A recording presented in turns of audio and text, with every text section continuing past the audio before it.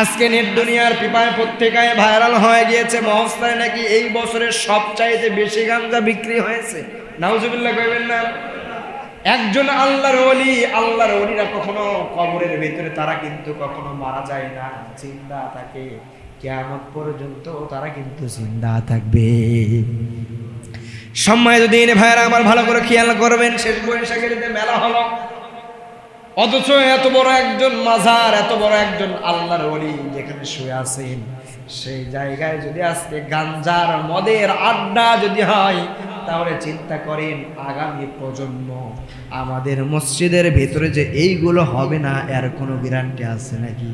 বলেন আছে নাকি? ভালো করে খেয়াল করবেন। সম্মানিত ভাইরা আমার, বোঝার বিষয় আছে। এত বড় একজন আল্লাহর ওলি শুয়ে আছেন। প্রত্যেক শুক্রবার এই যে জুমার দিন দেখবেন গান বাজতে বাজতে বাচ্চার মুখে, ছেলের মুখে, মেয়ের মুখে ভাত দেওয়ার নাম করে ভালো কাজের জন্য যেতে গান বাজনা নিয়ে গেলে ওই কাজ কিন্তু কখনো হালাল হবে না, কাজ কিন্তু সম্পূর্ণ হারাম হয়ে যাবে। এই বছরে নাকি দেখলাম পেপারে আজকের নিউজ, সর্বোচ্চ বেশি গাঁজা বিক্রি হয়েছে। নাউজুবিল্লাহ কইবেন না। আপনাদের বাড়ির কাছে তো, হাঁটলেই 5 মিনিট পরে আপনারা যেতে পারেন। চিন্তা করেন, সকাল থেকে গন্ধ বের হয়ে গিয়েছে। একটা জায়গা যেখানে আল্লাহর ওলিরা ঘুমায় আছে, সেই জায়গাটা মানুষ আজকে নাপাক করতেছে।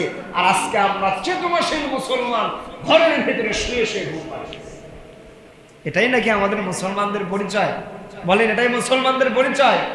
মুসলমান যদি এমন ঘুমিয়ে থাকে, আগামী প্রজন্ম মুসলমান যদি এরকম করে ঘুমিয়ে থাকে, আগামী প্রজন্ম, এখন তো ইহুদি খ্রিস্টানরা মুসলমানদেরকে বারবার নির্যাতন করতেছে, চক্রান্ত করতেছে, মুসলমানের নাম নিশানা ধোয়া হবে না, কিন্তু তারা কখনোই সফল হতে পারতেছে না। কেন পারবে না? এই মুসলমান, এই দিন, এই ইসলাম, একমাত্র ইসলাম হইল আল্লাহর মনোনীত ধর্ম।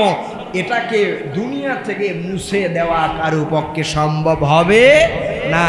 কিন্তু আমরা যদি, এই প্রজন্ম যদি এইরকম করে চুপ থাকি, তাহলে একটা কথা আমাকে বলেন, আগামী প্রজন্ম ইহুদি খ্রিস্টানরা আমাদের ঘর থেকে, ঘরের ভেতর থেকে ধাক্কা দিয়ে বের করে দেবে, আমরা চুপ করে সয়ে যাব, কিছু বলতে পারব। আমাদের সামনে আগামী প্রজন্ম এমন হয়ে যাবে। সম্মানিত ভাইয়ারা আমার, ভালো করে খেয়াল করবেন। গত জুমায় আলোচনা করেছিলাম কেন এত গজব হয়। গত জুমায় কিন্তু আপনাদেরকে বলেছিলাম, যদি নিজেদের গুনাহ যদি আমরা মাফ করে নিতে পারি।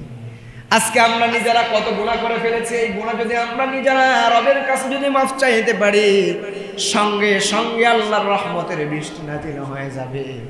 আর যদি আমরা দল ধরে নিজের গুনাহ আল্লাহর কাছে একাকিত্বভাবে মাফ চেয়ে না নিয়ে যদি দল ধরে কিয়ামত পর্যন্ত ইস্তেখারের নামাজ আদায় করি, আল্লাহর রহমতের বৃষ্টি কিয়ামত পর্যন্ত নাজিল হবে না।